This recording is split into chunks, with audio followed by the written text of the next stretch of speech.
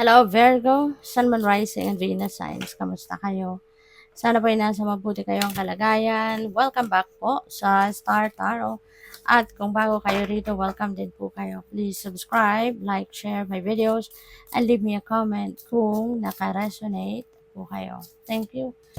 So Virgo, first card ninyo, we have soulmate. Ayan, someone from your soul tribe is about to come. Maaring makikilala mo to sa ngayon. Baka, yung soulmate kasi, Virgo, it doesn't necessarily mean na yung soulmate mo makakarelasyon mo. But although, may mga ganun talaga then na pangyayari na yung soulmate natin, yun ang nagiging jowa natin, nagiging asawa natin, ganun. Pero, sometimes din, yung soulmate natin could be our parent, diba? Could be our kapatid, could be our kaibigan. And sometimes yung soulmate natin is someone na pumapasok sa buhay natin para maging mentor natin, para maging advisor natin, yung ganun, no? Kaya kung sino man ito, depende yan sa inyong sitwasyon, no? Na soulmate ninyo, na makikilala ninyo. And you'll be able to figure out agad kung soulmate mo nga yan. Kasi magaan agad ang pakiramdam mo. Magaan agad, no? Alam mo yun yung may connect, few words pa lang ang napapag-usapan ninyo. Pero ramdam mo yung lalim, no, ng connection ninyo, yung ganun. So we have in the distance. Wow, closer than you think. This is exciting, Virgo. Napakaganda. Kasi maaaring meron na magka-come to fruition na pangarap mo. Maaaring meron kang dream, matagal ng dream mo to, maaaring pangarap mo to nung bata ka pa, diba? Magbata ka pa or teenager ka pa or during college days mo, pwedeng ganun. As in, matagal na, no? Pinangarap mo to. Pinangarap mo, wish mo to, dream mo to, no? Na matagal na, matagal ng panahon. Pero magugulat ka na ngayon mo pa lang siya makukuha. Ngayon mo pa lang siya ma-experience, ngayon mo pa lang siya ma-achieve, or ngayon mo lang siya may experience, no? So, yeah, something is coming to fruition na galing ito sa matagal mo na tong pangarap, no? Or inaasam-asam.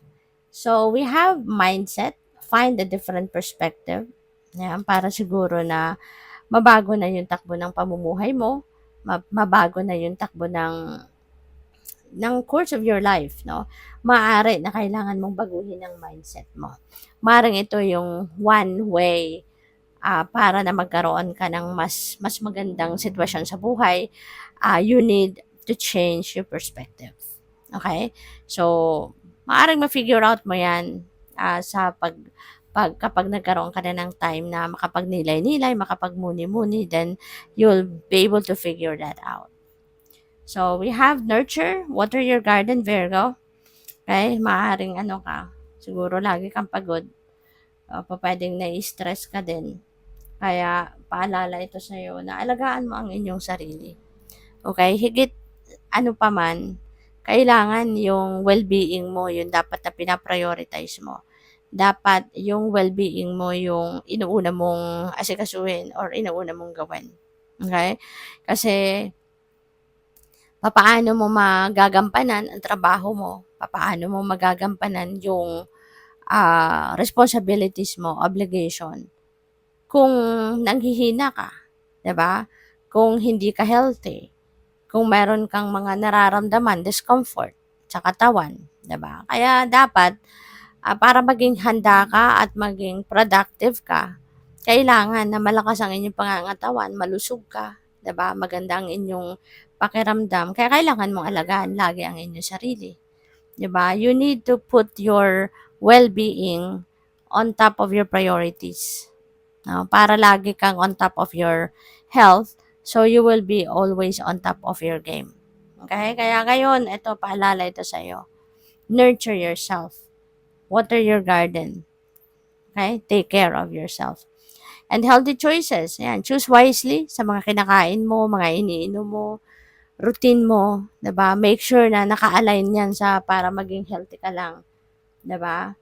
Yung mga ginagawa mo, make sure na yung makakabuti talaga sa iyo, yung yung mga choices mo sa buhay, 'di ba? Routine, pagkain, mga activities na ginagawa mo, mga iniinom mo, mga gano'n.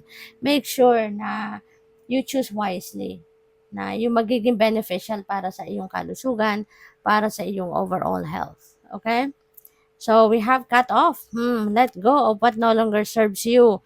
Feeling ko dito, parang magde-declutter ka ng buhay mo. There is a massive transformation na kailangan mong gawin. Ang dami. Virgo dito, pwede mong gagawin, no? Sa pagka-cut off na to. Pwedeng, ito na yung time na kailangan mong i-cut off na sa buhay mo yung mga tao. Mga tao na panay stress na lang ang hatid sa'yo. Mga tao na mga hindi mo na kailangan sa buhay kasi puro negative ang hatid na energy sa'yo. 'Di ba? Mga tao na walang magandang naidudulot sa'yo, walang magandang impluwensya sa'yo, walang magandang, energy na binabahagi sa'yo. Naku, 'wag mo nang bigyan ng room 'yan sa buhay mo, 'di ba? It's better to be alone than, surrounding yourself with negative thinking people, 'di ba? Kasi mapapasama ka lang.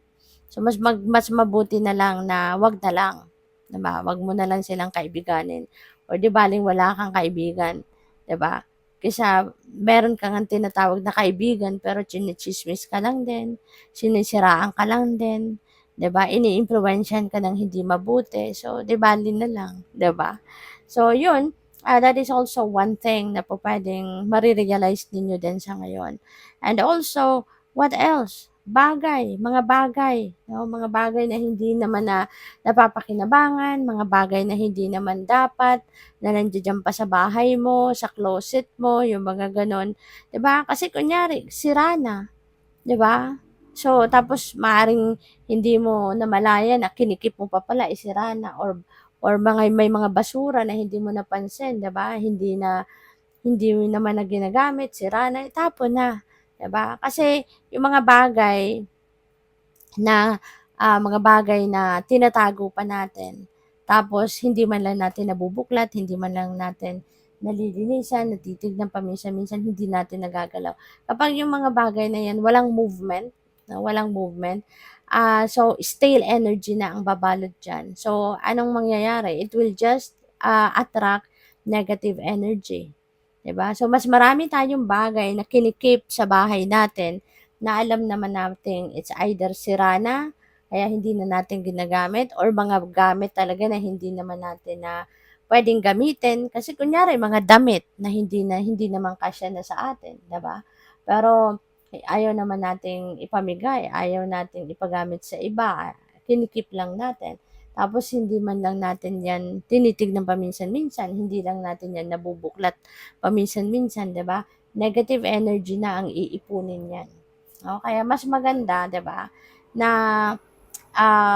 tanggalin na, no? Whatever it is that doesn't serve your best interest anymore, tanggalin na, whether that is bagay, tao, or mga sitwasyon.